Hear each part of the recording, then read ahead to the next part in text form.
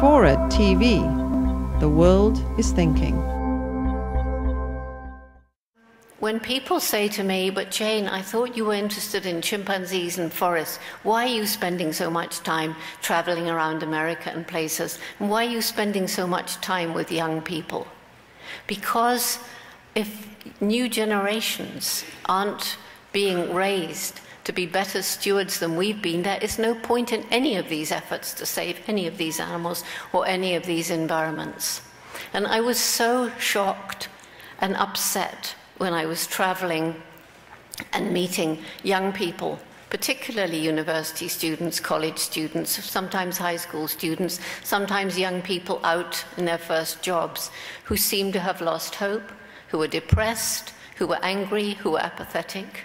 And when I talked to them, they all said more or less the same: "We feel this way because we feel you've compromised our future and there's nothing we can do about it."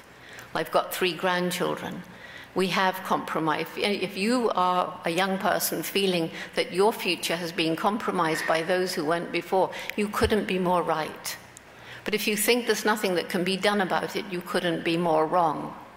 And Roots and Shoots is a program for young people from preschool right the way through college and university, and it's even jumped into adult communities now. So we have Roots and Shoots groups in prisons, in senior citizen complexes, the staff of big corporations. What is it? It's a program with the main message: every one of us makes a difference every day. And what the Roots and Shoots groups do is youth-driven.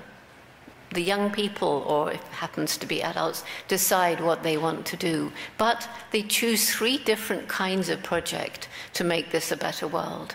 First of all, for people, for their own human community, or raising money to help the victims of the tsunami or Hurricane Katrina. They choose a project which helps animals, wildlife, or domestic animals, some of these cows and pigs I was talking about, dogs and cats. And a third project which improves things for the environment that we all share. And so young people are choosing to do projects depending on the nature of the problems that surround them.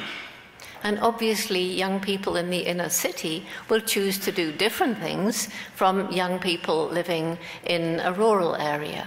Those in America will choose differently from those in China or Australia.